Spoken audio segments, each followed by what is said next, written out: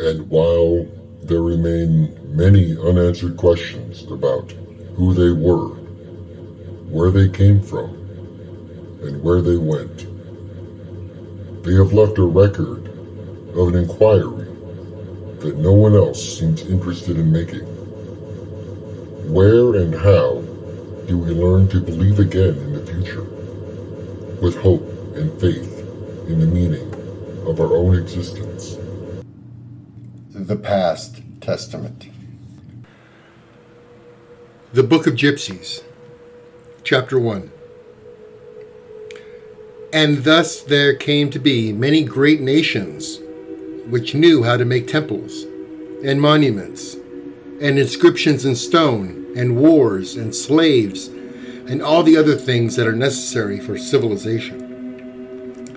One of these was the Gypsy tribe, which was chosen by the gods to be the greatest of all nations, because it sat by the Nile River, which was the source of all life and very important, because the rest of the earth was a total desert, made of sand and rocks and other not very lively stuff, which may explain why the Gypsies spent most of their time thinking about death and planning for death, and writing about death, including a Book of the Dead, and building great big tombs called pyramids, including the Great Pyramid called Khufu, which is very mysterious and old and probably haunted, especially because no one can remember how it was built.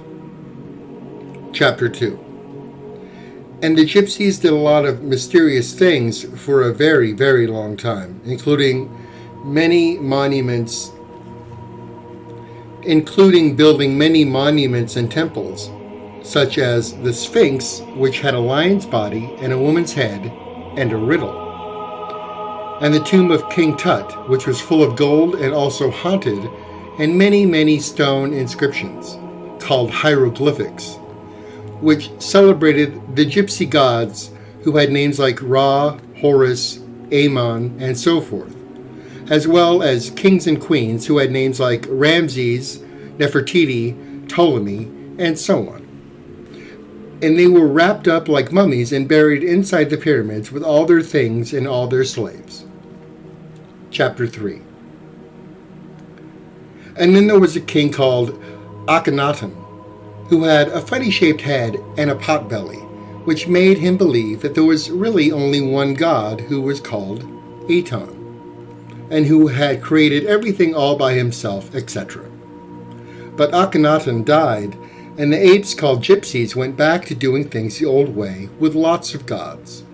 But that didn't work out either, because the gods allowed the Gypsies to be invaded a lot by other tribes of chosen apes, who took practically everything away from the Gypsies, including Cleopatra, who was a beautiful queen rolled up in a rug, who also wore a lot of eye makeup and got killed by an asp, which pretty well wrapped up things for the Gypsies.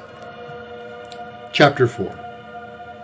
And so the Gypsies were scattered to the four corners of the earth and had to make do as best they could without anything, except a deck of cards, and a bunch of pretty mysterious ways that enable them to foretell the future, which isn't usually all that mysterious anyway, as we shall see. The Book of Mesopotamians, Chapter 1. And there was another tribe of apes which called themselves Mesopotamians for some reason. They believed they had been especially chosen by their gods to make temples and monuments and inscriptions and wars and slaves, and were therefore civilized, which is why they lived between the Tigris and the Euphrates rivers, in the cradle of civilization. Chapter 2.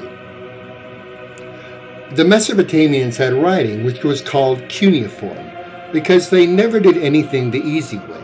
For example, they built temples with steps that were too tall to climb and called them ziggurats for some reason. And they didn't write on stone, but mud, which they had a lot of in the cradle of civilization. Chapter 3.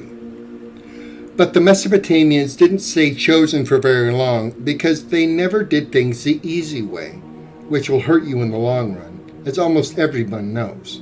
unless you happen to live in the cradle of civilization.